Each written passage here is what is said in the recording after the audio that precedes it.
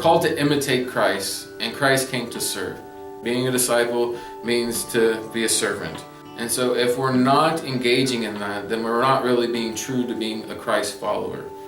It's always a great, inspiring challenge from God to say, how do we adapt to meet the people's needs of our community? ReChrist Ministries existed to reach at-risk kids and their families through enrichment, mentoring, and evangelism. There's been many things that have happened since 2007 till 2014.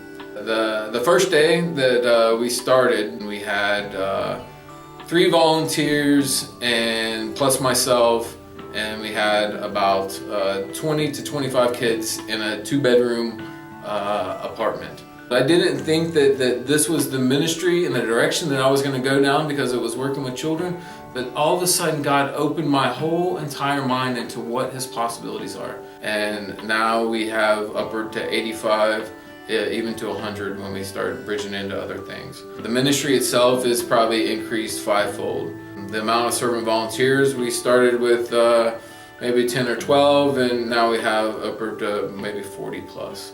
Our prayer for the ministry is to be exactly where God wants us. Our role in the community is to be a conduit for the church. We would love to continue to see churches adopt each of these apartment communities, which we call them as mission fields.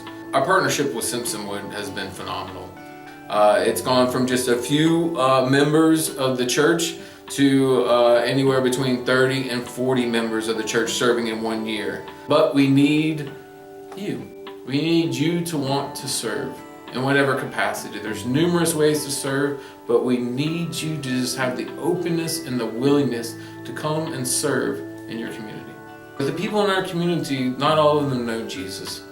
And so I would pray that we would live without any regrets and that we would go and serve.